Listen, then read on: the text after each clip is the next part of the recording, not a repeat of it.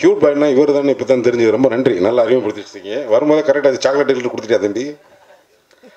வேட்டி கட்டின வீரமாமணி ஒரு மாதிரி ஒருத்தர் வந்தார். அவர் யாரா ஃபைட்டராக இருக்குமோ, புதுசாக யாரும் மாஸ்டராக போட்டிருக்காங்களோ அப்படின்னு பார்த்தா சவுண்ட் இன்ஜினியர், சவுண்ட் செக்ஷனை 2 பேர்த்த கூப்பிட்டதுக்காக இந்த ப்ரொடக்ஷன் டீமுக்கும் டைரக்டருக்கும் ரொம்ப நன்றி சொல்கிறேன். ஏன்னா இவங்க எல்லாத்தையும் பண்ணிவிட்டு இங்கேயெல்லாம் வரவே மாட்டாங்க. இவங்களுக்கு இங்கே அரங்கேற்றமே இருக்காது. இது முதல் முறை நான் கலந்துக்கிட்ட படத்தில். வாழ்த்துக்கள் தம்பிகளா, வாழ்த்துக்கள். அதனால் இவங்க வாழ்த்து. ஆசைப்பட்ட மத்திரம் படுறது பத்தாது, அடம் முடிக்கணும் அப்படின்னு பசங்க எழுதின மத்திரம் பத்தாது, வாழணும்ல. எழுதுறவனுக்கு வச்சு சேலஞ்சு கால் அந்த படத்தை கொண்டு வந்து அப்பா 21ஆம் ரிலீஸ்டா சாமி. ஏன்னா ஒவ்வொரு நாள் ஃபோன் பண்ணுது, ஏப்பா எப்பப்பா ரிலீஸு சார், சார் இன்னையா நீயே முழுங்குற படம் வந்துருது சார் வந்துருச்சு. ஏன்னா இந்த படத்து மேலே எனக்கு ஒரு பெரிய அதீத காதல். ரொம்ப நாளைக்கு அப்புறம் சத்யராஜ் சார் கூட ஏற்கனவே கடைக்குடிச்சிங்க நினச்சா கூட நிறையா இன்ட்ராக்ட் பண்ணி பேசும்போது இந்த கேரக்டரோட நிறைய ட்ராவல் பண்ண முடிஞ்சது. என்ன இந்த படத்தோட சிறப்பாக நான் கருதுனேன்னா, இப்போ வந்து பெண் உரிமை, இப்போ ஒரிஜினல் ஆஸ்திரேலியா வெள்ளக்கார பிள்ளையெல்லாம் கூட்டு வந்துருக்கேன். எங்களை கூட்டி போனியா வயசாக்கு, நீ மாத்திரம் போய் இங்கிலீஷ் போட்டு பீட்டு விட்டுருக்க. இங்கிலீஷ்லாம் வேறு நிறையா பேசியிருக்கப்பா நீ. எல்லாரும் பெண் உரிமை, பெண்ணை பற்றி ரொம்ப பேசுகிறது மேடை பேச்சுகள் அல்லது எங்கேயாவது படங்களில் ஓவராலாக பெண் உரிமை பற்றி நிறையா நம்ம ஆண்கள் பேசுகிறோம். அதான் கொஞ்சம் சிக்கலான விஷயமே அதில். ஆனால் ஒரு கிராமத்தில் இருக்கிற விவசாயியின் மகள் தன் தகுதிக்கு மீறின, தன் வாழ்க்கைக்கு மீறின ஒரு விஷயத்தை ஆசைப்பட்டா ஒரு அப்பன் எப்போவுமே சப்போர்ட் பண்ணிவிடுவான். மகளுக்கும் அப்பனுக்குமான உறவு முறையில் ஒன்றும் கோளாறு இல்லை.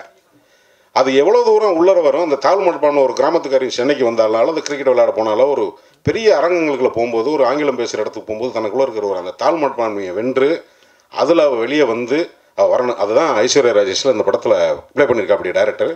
ரொம்ப நன்றிப்பா.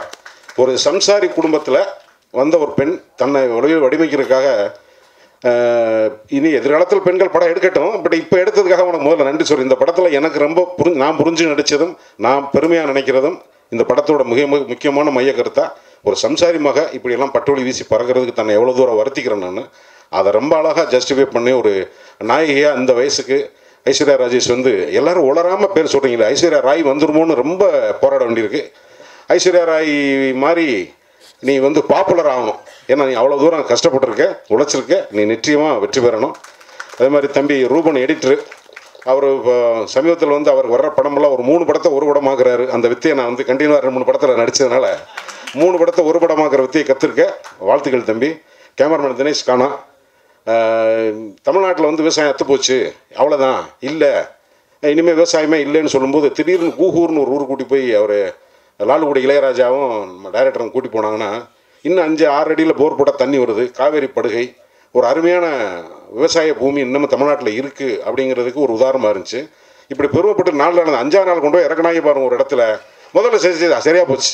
எங்கே பார்த்தாலும் ஒரே மஞ்சள், வெயில் கொள்ளு. நான் ஏப்ரல் மாதம் சுத்தமாக பச்சைங்கிறத வாயில் சொல்லிக்கிட்டா உண்டு, ஒரு கலர் கிடையாது. ஆக விவசாயத்தினுடைய வளர்ச்சியும் வீழ்ச்சியும் கலந்த ஒரு கலவையாக இல்லை ஒரு லேண்ட்ஸ்கேப் வந்து இந்த கதையில் அப்படியெல்லாம் ப்ளே ஆகிருக்கு. இதுக்கு மேலே நிறைய பாராட்டு. 21ஆம் தேதி தாண்டினதுக்கப்புறம் அந்த படத்தை பற்றி நிறைய பேசணும். வாய்ப்புக்கு நன்றி, வணக்கம்.